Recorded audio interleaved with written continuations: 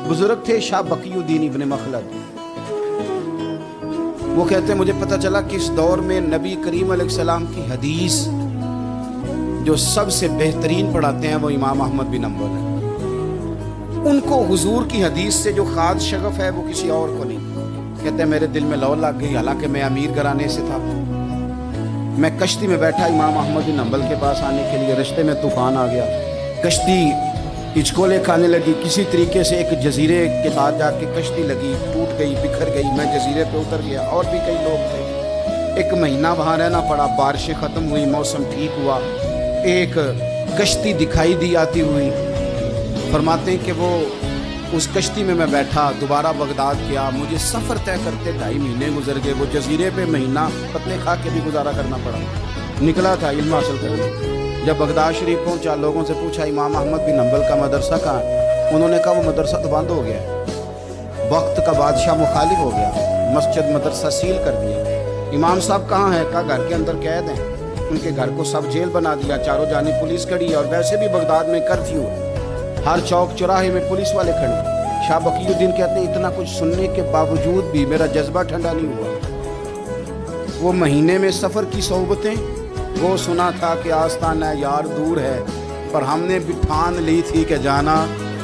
وہ سنا تھا کہ آستانہ یار دور ہے، پر ہم نے یہ ٹھان لی تھی کہ جانا ضرور ہے۔ کہتے پہنچ گئے، اب پتہ چلا کہ کرفیو ہے، سڑکوں پہ پولیس کھڑی ہے، گلیوں میں چوکوں چوراہوں میں پہرے ہیں، امام صاحب تک تو جا کوئی نہیں سکتا۔ کہتے میں نے ایک شخص کی منت کی، میں نے کہا کسی طریقے گاڑی بتا۔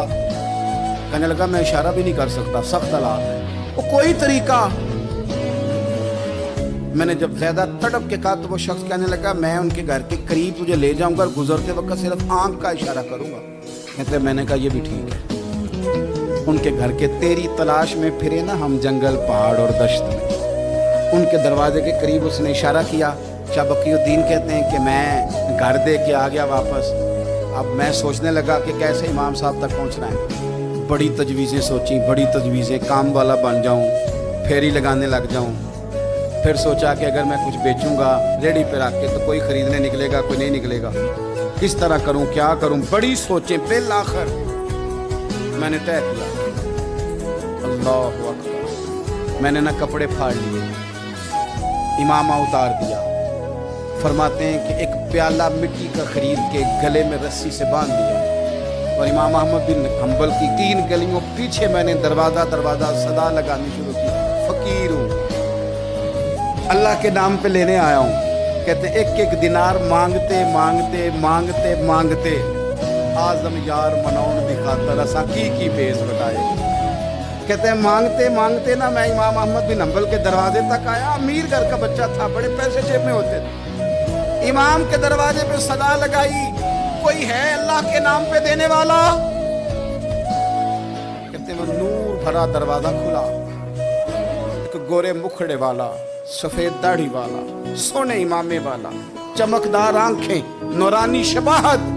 کہتے امام احمد بن حنبل باہر آئے، اور جیسے ایک دینار میرے پیالے میں ڈالنے لگے تو میں نے ہاتھ چوم کے کہا سونیا تیرے قربان جاؤں، میں دینار لینے نہیں آیا، محمد عربی کی حدیثیں سننے آیا ہوں۔ کہتے امام کی بھی آنکھیں کھل گئی، کہنے لگے اس حال میں آزم یار منون دی خاطر اساں کی پیش بٹائے۔ کہا حضور کیا کرتا، یہی ایک طریقہ رہ گیا تھا، میں تو کہاں سے چلا ہوں، کہاں پہنچا ہوں، کیا کروں؟